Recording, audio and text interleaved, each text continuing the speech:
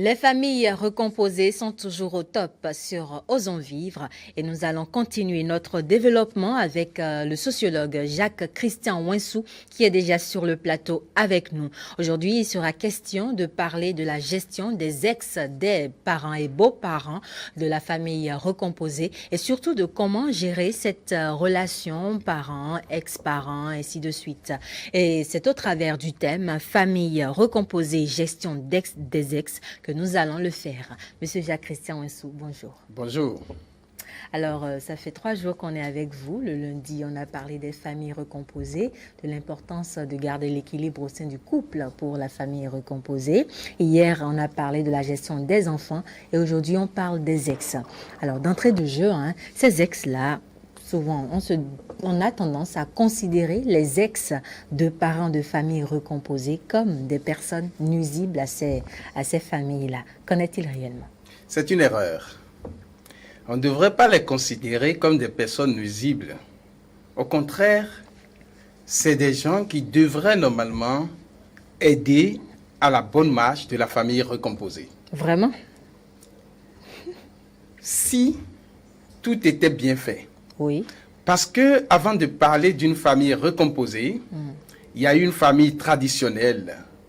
Il y a une famille connue, père, mère et enfant. Oui. Et à un moment donné, il y a eu rupture. C'est cela. C'est la mauvaise gestion de la séparation qui amène parfois les agressions. Et quand il y a agression, il y a trouble. Et quand il y a trouble, il y a casse. Quand il y a casse, il y a des dégâts. Est-ce uniquement la mauvaise gestion de la séparation parce que quand même c'est une tension qui existait au sein du couple et qui a finalement débouché sur une séparation. Donc ça veut dire que cette séparation est intervenue des suites de malentendus ou d'une situation où les deux parties n'ont pas été d'accord. Absolument. Il n'y a pas de séparation sans rupture de contrat parce que c'est un contrat tacite ou bien enregistré et bien signé qui lie les deux conjoints. Et un beau jour, parce qu'il y a mésentente, malcompréhension ou quelque chose quand même qui a donné le déclic, il y a rupture. En principe, les partenaires devraient bien digérer la rupture, donc bien faire leur deuil, avant d'envisager reconstituer une famille. Si éventuellement le deuil n'est pas bien fait, si chacun n'arrive pas à accepter la rupture, celui qui n'a pas accepté cherchera toujours à se venger. Le quitté cherchera à comprendre pourquoi il a été quitté, ou il cherchera à se venger parce qu'il n'a pas compris pourquoi la personne qui l'a quitté a agi comme ça. La personne qui est partie cherchera naturellement à exprimer sa joie parce que si vous vous sentez insatisfait dans un contrat, naturellement, on rompt le contrat. En principe, ça ne devrait pas être un crime ni un péché. Mais traditionnellement, nous n'avons pas l'habitude des ruptures. Alors que là où il y a contrat, il y a rupture. Et on devrait s'attendre à cela. Habituellement, s'il y a séparation, la femme devient pestiférée et l'homme qui a d'enfants a des difficultés pour retrouver une autre femme pour pouvoir gérer parce qu'on se dit tout de suite, une femme qui quitte un homme, attention, c'est sûrement qu'elle a quelque chose et elle doit quand même essayer de corriger la chose. Oui, c'est parce qu'elle a un sale caractère, qu'elle ne peut pas rester ce n'est avec pas quelqu'un. toujours le cas. Non. Ce n'est pas toujours le cas. Et, excusez-moi beaucoup, la religion a encore empiré cette situation. Donc, quand vous faites un mariage, sous le coup de la religion, vous dit pas de séparation. Bon, pas toutes les religions. La religion musulmane n'est pas dans le cas. là, on peut se séparer, mais avec douceur, parce que chez eux, la séparation suppose qu'il y a quelque chose qui ne va pas, et quand vous vous séparez, ça veut dire que vous devez vous séparer dans la joie. La séparation devrait normalement amener à fêter. Mais chaque religion a sa particularité dans les cas de séparation du couple. C'est pourquoi nous devons tenir compte de ces sensibilités pour aborder la thématique de la séparation et de la reconstitution des familles recomposées. Oui. Si nous allons parler ainsi. Oui, cette situation m'est arrivée hier, je comprends très bien. Alors, on va continuer avec cette même question des ex. Souvent, on constate que ces ex-là, souvent les hommes, il s'agit surtout des hommes qui ont cette attitude vis-à-vis des femmes. Il y a cette logique du « après le nous, c'est nous ». C'est-à-dire que le monsieur, il est séparé de la dame, ils ont un enfant ensemble, et puis après un certain temps, la femme essaye de se reconstruire, ainsi de suite, ainsi de suite. Et ce monsieur-là se présente pour quand même créer des situations difficiles à cette dame-là qui essaye de reconstruire sa vie. Comment est-ce qu'elle peut gérer cette relation? A priori, il ne se présente pas pour créer des situations difficiles. C'est une manière d'apprécier sa présentation. S'il y a un enfant, il a toujours le droit sur cet enfant. C'est clair. C'est clair. Le beau-parent n'a aucun droit sur l'enfant. On a essayé d'élucider ça hier. Oui. Donc, la séparation a des conséquences.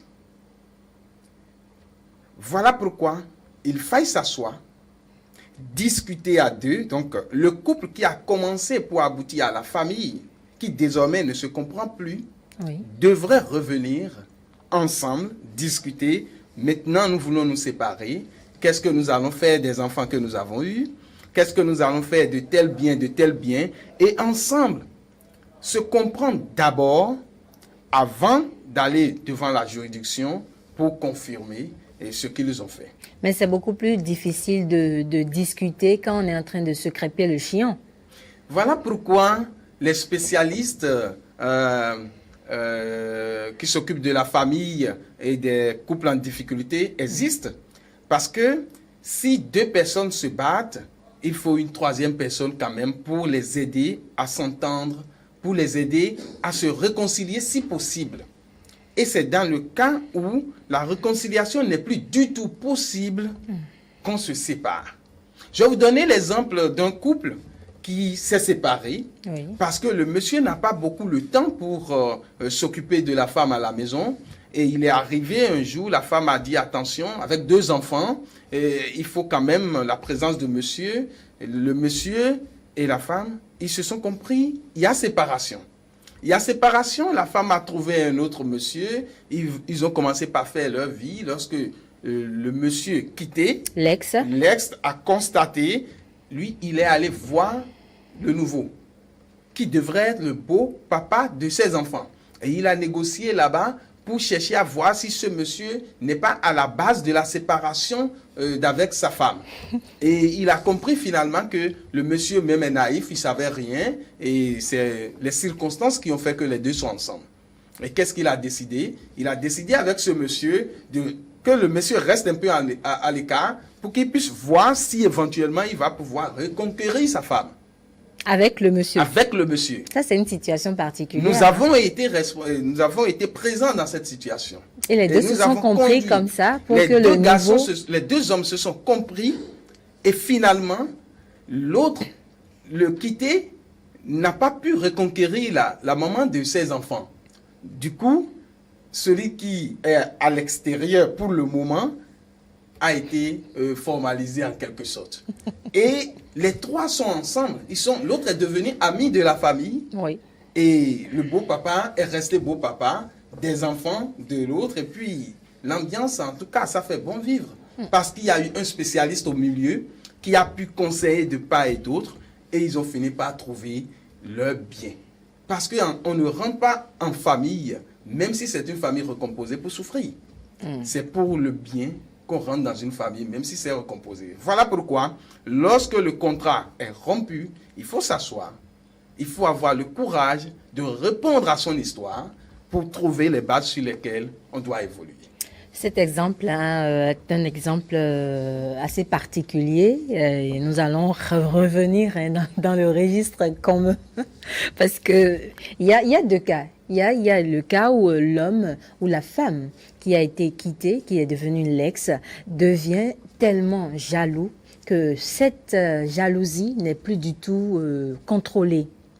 Comment est-ce que le nouveau conjoint qui a pris la place de celui qui a été quitté vit souvent ses relations? C'est pas évident, hein, Monsieur Jacques. Déjà, quand on parle de jalousie, c'est un désir de rester avec, d'appartenir. Bien sûr. Ça veut dire que l'amour existe. Quand on parle de jalousie, on cherche toujours à conquérir. On cherche toujours à comprendre. Oui. Ça veut dire que quand on parle de jalousie, cette personne n'a pas encore fait le deuil de la séparation.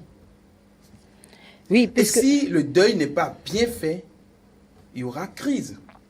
Mais ce n'est pas la personne qui essaye de reconstituer une vie de famille qui fait de jalousie dans ce contexte-là. C'est celui qui a été quitté et qui n'est pas encore passé à autre chose, qui vit cette jalousie, qui manifeste cette jalousie vis-à-vis de son ex qui essaye de se reconstruire. Dans ce cas, c'est l'ex qui essaie de se reconstruire qui doit aider maintenant le quitté à se retrouver.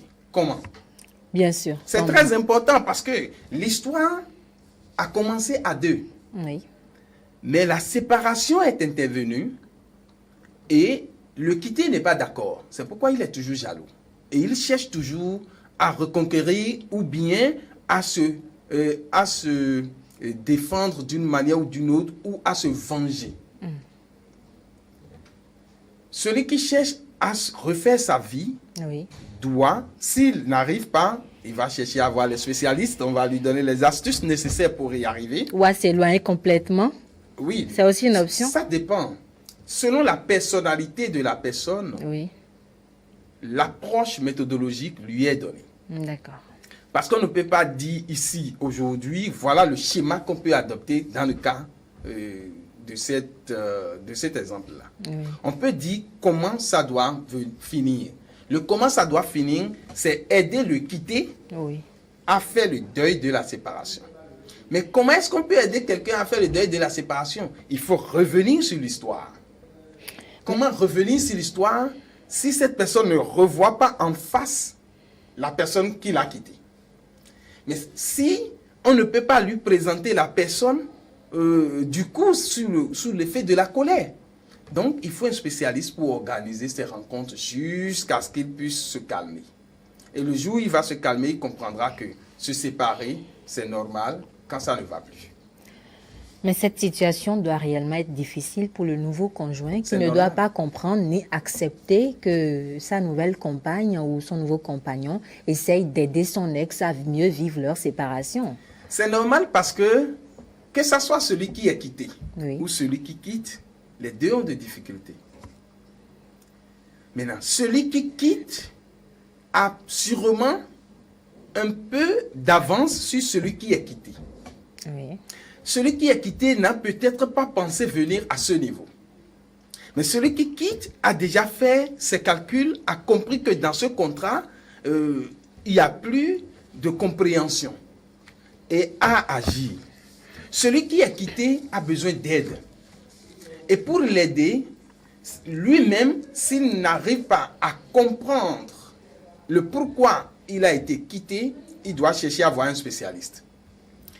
Maintenant, s'il ne voit pas un spécialiste et commence par manifester sa colère envers celui qui l'a quitté ou celle qui l'a quitté, alors celui-là ou celle-là doit chercher à avoir un spécialiste pour avoir des conseils. S'il n'y a pas de conseils pratiques, ou si la personne même n'arrive pas à comprendre qu'il faut aider le quitté à faire le deuil, ça créera forcément de dégâts et de conflits. Et ça ne sera pas bien géré parce que naïvement, il y aura des erreurs. En résumé, il est très important de faire le deuil d'une séparation avant de commencer une autre. Avant que celui qui a quitté puisse envisager, reconstituer une autre famille, celui ou celle-là a l'obligation de bien rompre, de finir réellement. Autrement, il mettra sa nouvelle famille en danger. Mais Monsieur Jacques-Christian Ouensou, vous êtes d'accord avec moi qu'on ne programme pas tous les événements de la vie. Celui qui a décidé de quitter ne peut pas programmer, par exemple, à quel moment il peut tomber amoureux ou amoureuse, ou elle peut tomber amoureuse d'une autre personne. Et voilà que la situation se pose. Cette personne-là qui a quitté, qui a quitté l'autre, se retrouve face à une nouvelle personne dont elle ou dit dont il est amoureux. Comment est-ce que lui doit gérer ça? Puisqu'il faut bien vivre sa vie, bien évoluer, bien se construire et ne pas forcément se régler sur l'autre qui n'arrive pas à céder le pas, à faire le pas. Comment est-ce qu'il faut, cette situation doit réellement être gérée pratiquement? C'est difficile pour celui qui est dans le cas. Très difficile pour celui qui est quitté. Celui qui a quitté a peur même de chercher à aider le quitté. Normal. Seuls les spécialistes peuvent aider dans ce cas. Je vous donne un exemple. Et là, nous sommes toujours en cours. Le monsieur est marié. Oui. La jeune fille est une collaboratrice. Et le monsieur a commencé une aventure avec la jeune fille. Pour le monsieur, c'est juste une aventure. Pour la jeune fille, c'est de l'amour jusqu'au mariage. Ouais. Le jour où le monsieur a décidé de se séparer de cette fille, la jeune fille a dit, Niet, ça ne se passera pas. Tout à fait. Et le monsieur a tout fait dans l'amical pour pouvoir ramener à la raison la jeune fille et tout. La jeune fille a dit, tu as promis le mariage, tu as promis de te séparer, alors Niet, ou bien je me venge, je montre tout à ton épouse et tes enfants vont comprendre et tout. Et dans cette situation, ils sont allés nous voir. Et puisque nous sommes spécialistes en la matière, nous avons écouté. La fille, c'est la fille qui est allée nous voir en fait. Nous n'avons pas eu la chance de rencontrer le monsieur. Puisque la fille n'accepte pas cette séparation, on l'a aidé à comprendre. Parce que déjà, c'est une relation conflictuelle à la base. Et il faut comprendre le début de la relation et accepter les gemmes que porte déjà cette relation à la naissance pour la rupture, les gemmes de rupture que cette relation portait à la naissance. Du coup, après quelques séances de thérapie, cette jeune dame a compris que ce monsieur n'était pas pour elle, mais que c'était une erreur. Et aujourd'hui, elle a recommencé sa vie. Elle vit normalement. Et elle est en train de faire avec un autre monsieur aujourd'hui, et elle grandit dans sa vie, et son affectivité se trouve être requinquée, et elle retrouve sa vie. Si elle n'avait pas eu la chance de retrouver un spécialiste pour l'aider, je suis sûr qu'aujourd'hui, elle serait peut-être dans une maison des déprimés ou bien dans l'asile psychiatrique. Donc, il faut obligatoirement chercher quelqu'un pour aider dans de telles situations si on n'arrive pas à réconcilier les gens. Parce que la vie correcte... Ou si on n'arrive pas à mieux vivre la séparation. Bien sûr. Parce que c'est la réconciliation dont je parle, oui. Ce n'est pas une réconciliation pour une vie de famille réussie. Reprendre une histoire. Non, non. Tant qu'il y a d'enfants, ou bien qu'il n'y ait pas d'enfants, déjà, ce que vous avez eu, votre histoire, c'est une réalité. Oui. Il faut bien se séparer ou chercher quelqu'un à vous aider à bien vous séparer, à bien faire votre deuil. Autrement, vous allez mettre en danger votre nouvelle famille. D'accord. Et ces messieurs ou ces dames qui sont considérés à tort comme les agresseurs de la famille recomposée, oui. Parce qu'ils sont à l'extérieur de cette famille, parce qu'ils ont été quittés ou parce qu'ils ont quitté, ou peut-être parce que c'est à cause d'eux-mêmes qu'ils ont été quittés. Oui, ne savent pas le pourquoi ils ont été quittés. Ou ne savent pas forcément le pourquoi ils ont quitté, mais on doit reconstituer la vie avec ses enfants. avec ses enfants, parce qu'en général, la garde est accordée à la femme en général. Oui.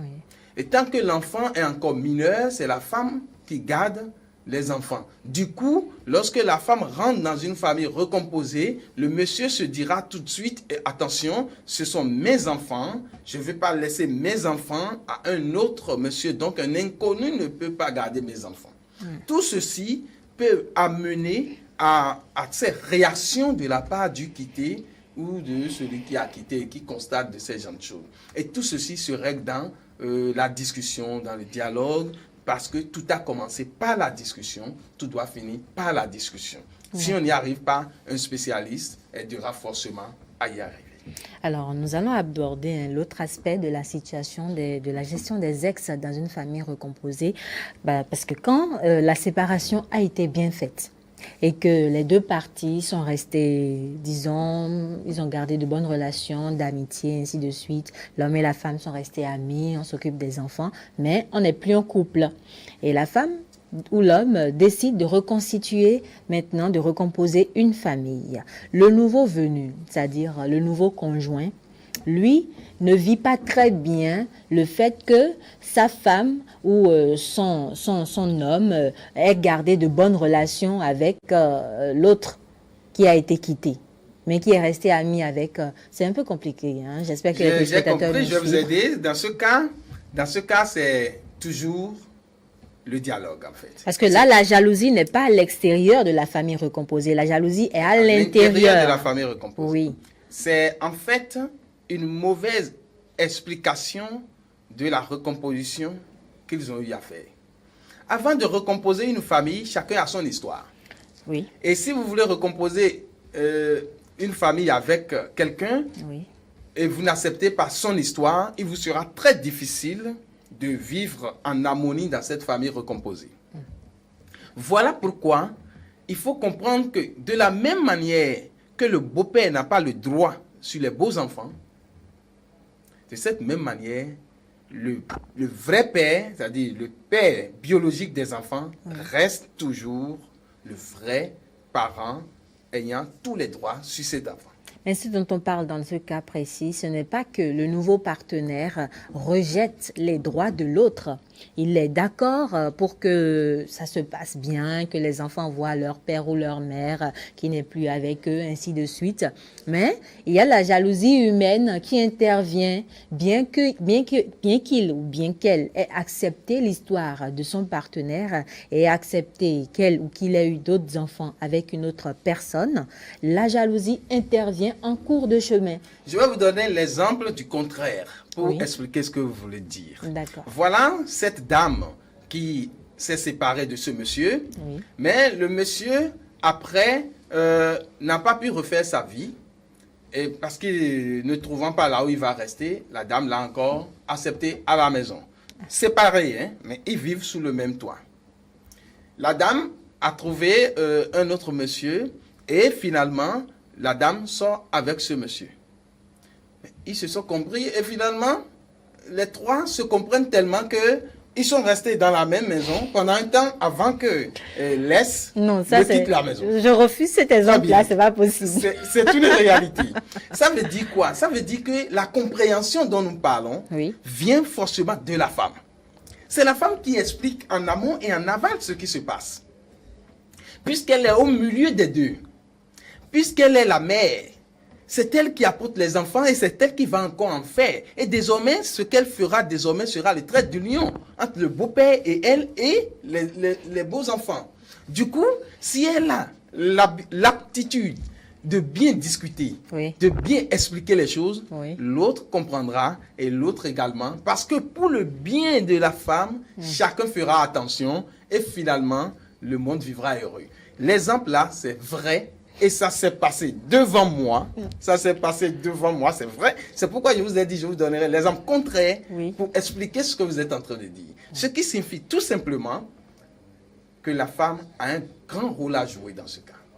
Elle doit expliquer à son ex, oui, tu veux rentrer, et tu veux rester avec moi parce que tu n'as pas encore là où tu veux rester. Alors, tu fais l'effort le jour où tu vas trouver, tu pars. Ça, c'est sûr. Et l'homme comprend et accepte dit, ça. Le monsieur dit désormais, c'était chez moi, c'est moi qui payais la location, mais lorsqu'il a accepté que je revienne à la maison, je suis content parce que je sais tout au moins que je peux rester au salon et après aller au boulot et revenir.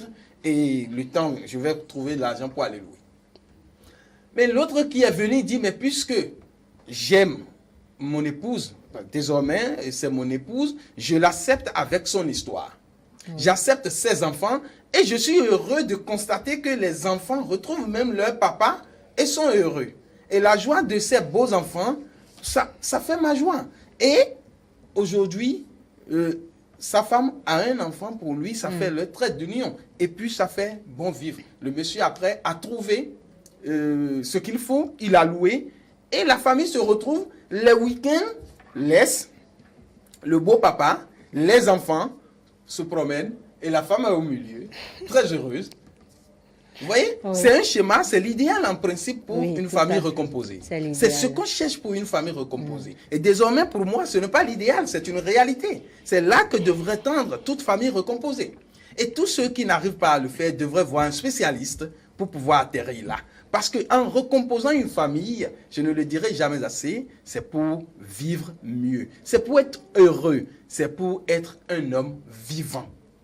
D'accord. Et le spécialiste peut être un psychologue, un psychanalyste, un spécialiste en matière de psychologie humaine? Oui, aujourd'hui, nous avons des coachs en thérapie de couple, nous avons des coachs, nous avons des psychologues qui font de la thérapie du couple et de la famille et autres. Nous avons des spécialistes du mariage et de la famille qui font encore ce genre de choses. Donc, il y a une multitude de spécialistes qui s'en occupent. D'accord. Donc, quand ça commence, il faut que ceux qui sont en train de souffrir cherchent un spécialiste pour qu'on puisse les aider à mettre de mots sur leur souffrance pour pouvoir dissiper leurs maux.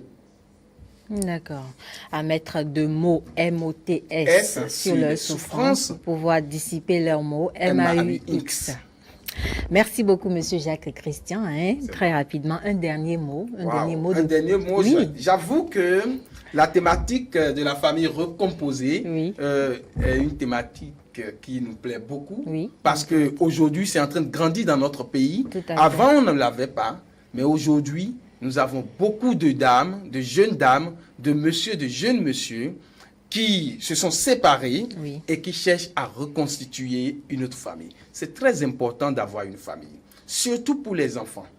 Si vous pensez que vivre en tant qu'une famille monoparentale vous fait du bien, je vous assure, une famille où il y a un père qui a tout ce qu'il faut pour jouer la pression et l'autorité du père, et une mère pour jouer la pression et l'autorité de la mère est encore meilleure à la famille monoparentale.